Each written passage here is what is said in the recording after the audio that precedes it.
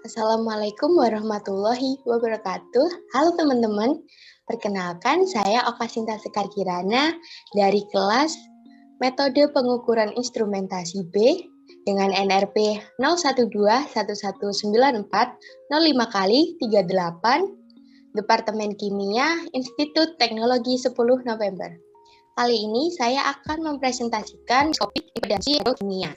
Nah, apa sih spektroskopi impedansi elektrokimia itu? Spektroskopi impedansi elektrokimia adalah suatu metode untuk menganalisa respons suatu elektroda yang terkorosi terhadap sinyal potensial AC pada amplitude rendah, yaitu sekitar 10 mV dari rentang frekuensi yang sangat lebar.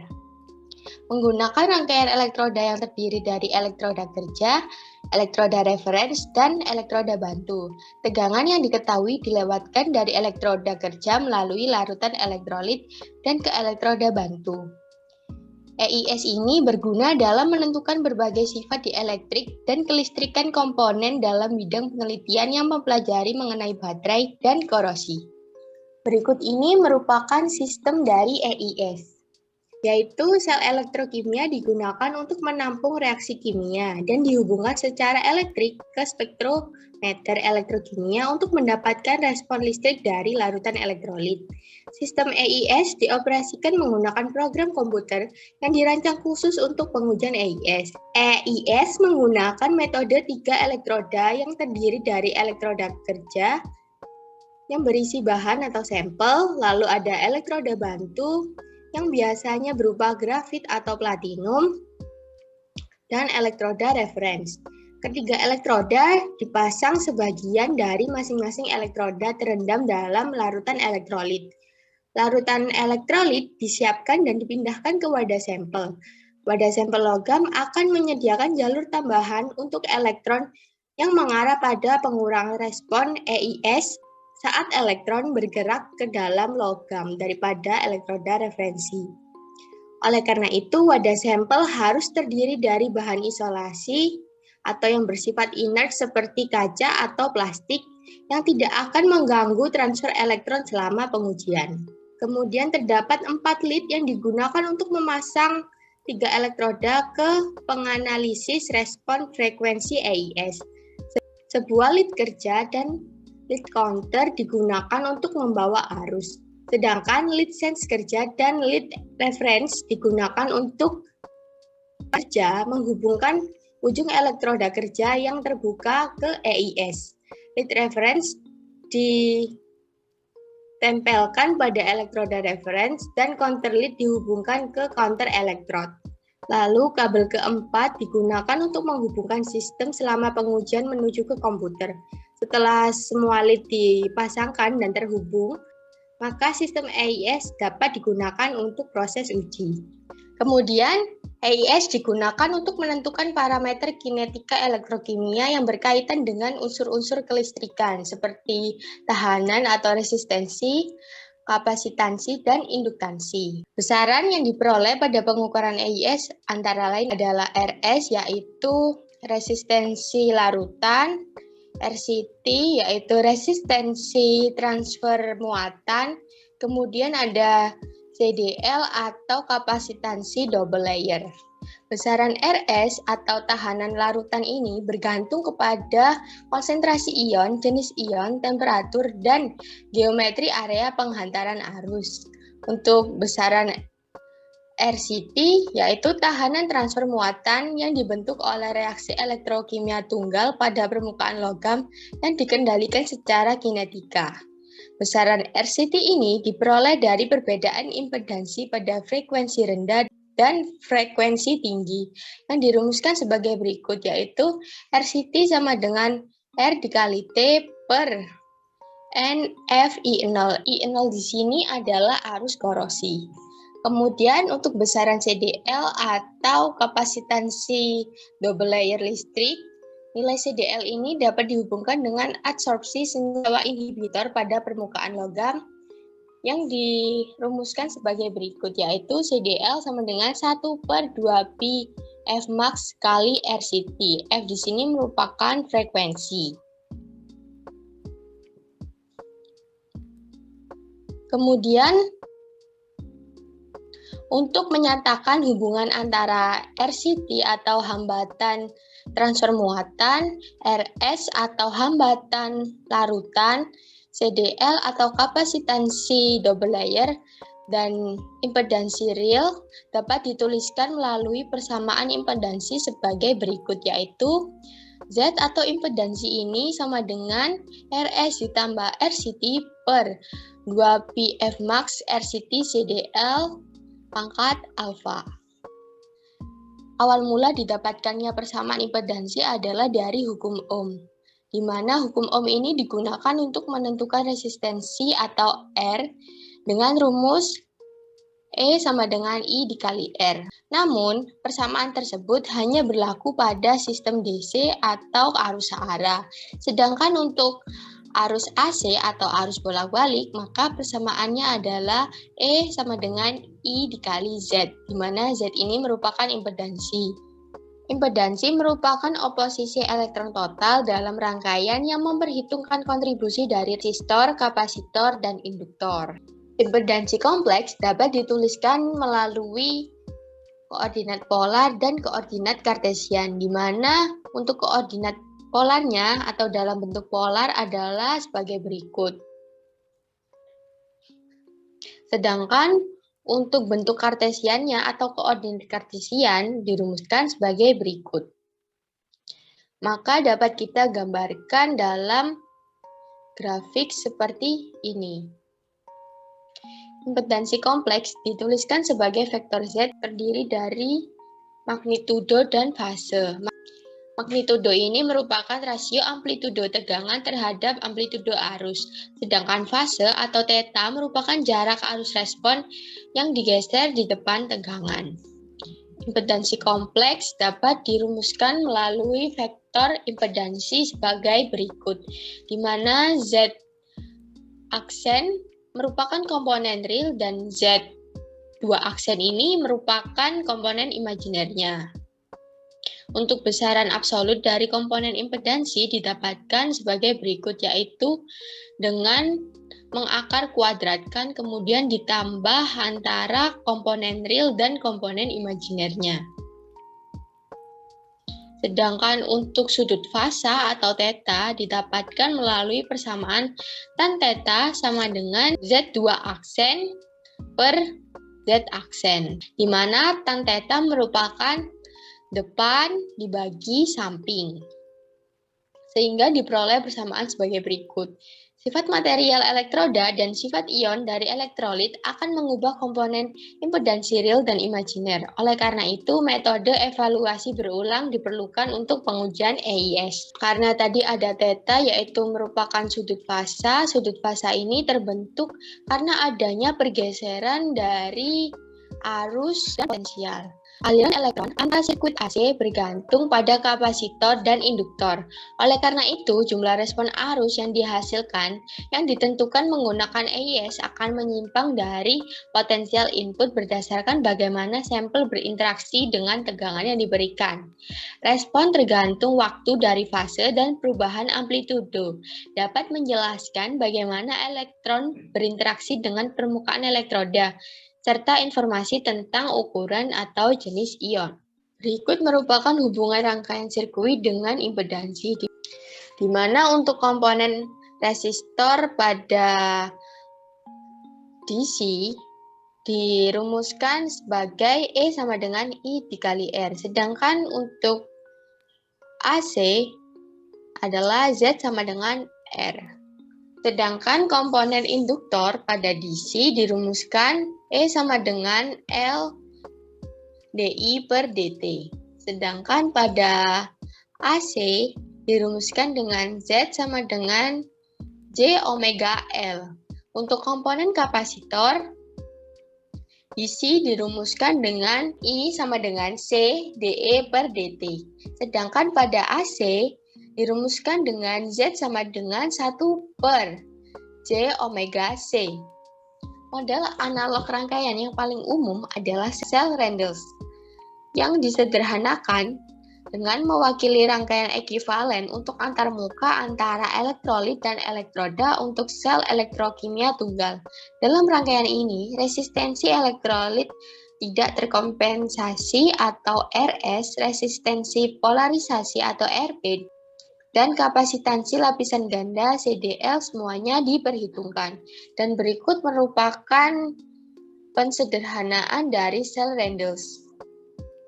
Kemudian untuk hambatan elektrolit, ketika tegangan dilewatkan melalui larutan elektrolit dari elektroda kerja menuju ke elektroda referensi, ion bertindak sebagai resistor untuk menghambat aliran elektron. Tegangan yang dihasilkan dicatat oleh elektroda referensi digunakan untuk menentukan resistensi elektrolit dengan membandingkan tegangan input dan output. Impedansi dan resistensi berhubungan langsung sehingga resistensi elektrolit akan secara langsung mempengaruhi impedansi sel elektrokimia. Sifat-sifat seperti konsentrasi ion, jenis ion, suhu, dan geometri pembawa arus akan mempengaruhi ketahanan larutan ionik. Geometri pembawa arus mengacu pada elektroda atau bahan yang digunakan dalam EIS untuk mengangkut arus di dalam sel. Ketika pembawa arus tetap, resistensi dapat dituliskan sebagai berikut, yaitu R sama dengan rho L per A, di mana R ini merupakan resistensi sama dengan resitivitas larutan dikali dengan panjang arus seragam per luas area. Namun, karena konduktivitas atau K lebih banyak digunakan, kebalikan dari resistivitas diambil untuk menghasilkan persamaan resistansi larutan fungsional, yaitu sebagai berikut. Larutan fungsional sama dengan 1 per konduktivitas ditambah dengan panjang arus seragam per luas area. Kemudian untuk kapasitansi lapis ganda listrik atau kapasitan double layer ini mengacu pada polarisasi muatan ionik pada permukaan elektroda sistem EIS. Jumlah muatan yang terbentuk berhubungan langsung dengan luas permukaan elektroda dan ukuran ion. Oleh karena itu, semakin besar luas permukaan elektroda, semakin tinggi kapasitansi lapisan gandanya. Perkiraan yang masuk akal untuk hubungan ini mengasumsikan bahwa area elektroda adalah sebesar 1 cm kuadrat akan menghasilkan kapasitansi dalam kisaran jumlah 20 hingga 60 Faraday. Ketika perbedaan potensial dikenai ke sel elektrokimia, ion bermuatan akan mulai bergerak menuju elektroda dengan muatan yang berlawanan. Antara muka antara elektroda dan elektrolit dikenal sebagai lapisan ganda. Oleh karena itu, akibat penyerapan ion saat pengisian elektroda selesai, sel bertindak sebagai kapasitor untuk menyimpan muatan. Sebaliknya, desorpsi ion terjadi selama pemakaian ketika arus berlawanan yang dihasilkan, dan ion didorong menjauhi satu sama lain. Ketika energi yang dihasilkan selama pelepasan cukup tinggi, maka cahaya dapat dihasilkan. Dan berikut merupakan ilustrasinya. Kemudian ada hambatan polarisasi. Hambatan polarisasi ini mengacu pada pembatasan transfer muatan pada antarmuka antara elektroda dan elektrolit. Polarisasi elektroda terjadi ketika potensial didorong keluar dari kesetimbangan melalui penerapan tegangan eksternal. Ketika sistem mencoba untuk mengembalikan keseimbangan, muatan negatif dapat ditransfer melalui reaksi elektrokimia yang menyebabkan aliran arus pada permukaan elektroda dan ke dalam elektrolit. Kinetika reaksi dan difusi reaktan akan mengubah cara arus berinteraksi dengan elektroda yang mengontrol besarnya resistensi polarisasi. Resistensi atau hambatan polarisasi menilai perubahan potensial yang diterapkan dan membandingkan nilai tersebut dengan arus polarisasi yang dihasilkan, sehingga diperoleh persamaan sebagai berikut. Yaitu di mana hambatan atau resistensi polarisasi sama dengan delta potensial per delta arus. Ketika hambatan polarisasi suatu logam besar, material tersebut diharapkan memiliki ketahanan korosi yang tinggi dan ketahanan korosi yang rendah ketika hambatan polarisasinya kecil. Oleh karena itu, laju korosi seragam berbanding terbalik dengan resistensi polarisasi.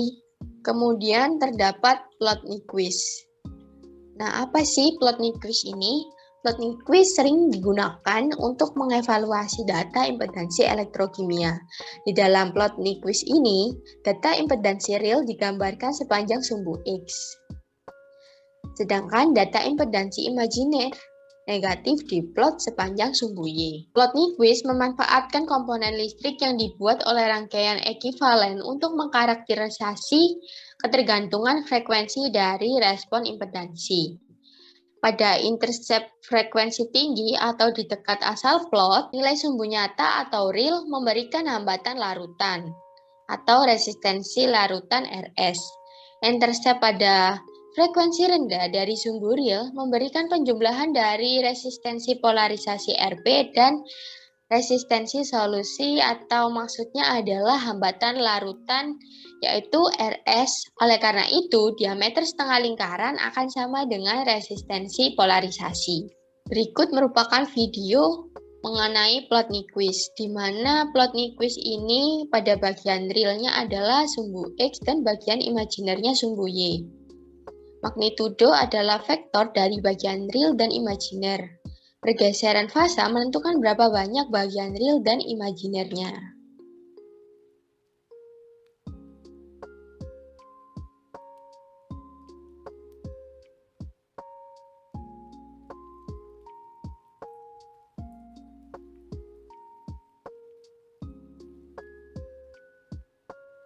Dalam model rangkaian, terdapat beberapa elemen penting yang berbeda. Yang pertama ada resistor. Resistor yang murni atau real, karena murni atau real tidak ada komponen Y pada plot Nyquist. Resistor ini dapat digunakan untuk memodelkan elektrolit, polarisasi, transfer muatan, dan resistansi lainnya. Kapasitor mewakili pemisahan muatan pada antarmuka, sehingga sangat berguna untuk mewakili komponen elektrokimia seperti lapisan butir. Plot Nyquist hanya sejajar dengan sumbu Y karena murni imajiner. Berikut merupakan gambarnya. Selain resistor dan kapasitor, juga terdapat elemen baru yang ditemukan untuk sistem elektrokimia seperti impedansi Warburg, yang digunakan untuk memodelkan difusi dan elektrolit dalam baterai. Plot Nyquist-nya adalah garis berbentuk Y sama dengan X, sehingga didapatkan garis miring sebagai berikut. Elemen fasa konstan yang dapat menggambarkan sifat tidak seragam dalam sistem elektrokimia nyata atau real. Fase konstan ini mirip dengan kapasitansi tetapi dengan ketergantungan eksponensial. Fase konstan juga linier pada plot Nyquist. Fase konstan umumnya mewakili distribusi elemen. Selain dari plot Nyquist, juga terdapat plot body. Plot body ini dapat menggambarkan impedansi, di mana pada sumbu X merupakan frekuensi dan pada sumbu Y merupakan amplitudo ataupun pergeseran fasa theta. Animasi ini menunjukkan bagaimana data terkait antara grafik yang berbeda di mana titik-titik dengan warna yang sama diambil pada frekuensi yang sama. Dan berikut merupakan ilustrasinya, di mana pada plot Nyquist akan membentuk setengah lingkaran, sedangkan pada body plots akan berbentuk sebagai berikut. Kegunaan EIS antara lain pada korosi dapat diaplikasikan untuk mengetahui laju korosi, mengetahui coating dan inhibitor korosi, mengetahui lapisan pasif dari korosi. Sedangkan untuk pelapisan kita dapat menghitung dielektrik, kemudian proteksi korosi. Untuk baterai kita dapat mengetahui keadaan muatan, seleksi material, dan desain dari elektroda baterai. Kemudian untuk elektrodeposisi, kita dapat mengetahui formulasi bath, pretreatment surface, mekanisme dari deposisi, dan karakterisasi deposit. Kemudian untuk elektroorganik sintesis, kita dapat mengetahui absorpsi maupun desorpsi. Kemudian kita juga dapat mengetahui mekanisme reaksinya. Untuk semikonduktor, kita dapat mengetahui kerja dari fotovoltaik dan distribusi dopan. Berikut merupakan ilustrasi jika kita menyalakan baterai dengan arus DC, maka akan terjadi hal seperti berikut ini, yaitu perubahan potensial elektroda pertama kali mengenai permukaan elektroda. Akibatnya, lapisan ganda akan mulai berkembang. Kemudian secara bersamaan, spesies mulai teroksidasi dan migrasi terjadi karena spesies bermuatan dengan adanya medan listrik. Lalu reaktan habis pada permukaan elektroda dan gradien konsentrasi terbentuk, sehingga difusi mulai mempengaruhi kinerja dari baterai. Transfer elektron secara keseluruhan mulai mempengaruhi sistem.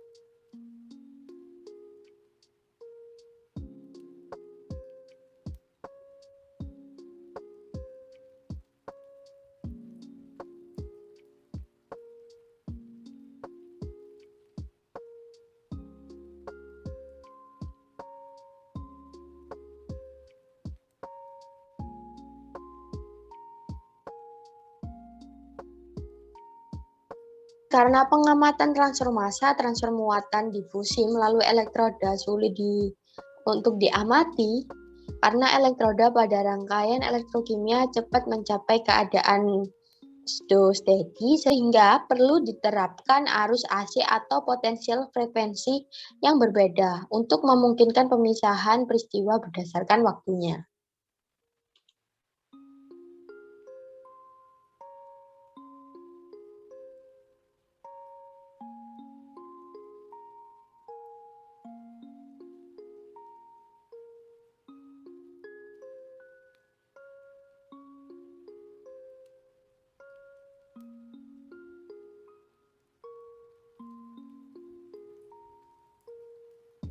Nah, dari adanya pergeseran fase antara arus dengan potensial, maka kita dapat menggambarkannya melalui plot Nyquist maupun dengan body plot. Itulah tadi penjelasan saya mengenai materi EIS atau spektroskopi impedansi elektrokimia. Untuk kurang lebihnya mohon maaf dan atas perhatiannya terima kasih. Wassalamualaikum warahmatullahi wabarakatuh.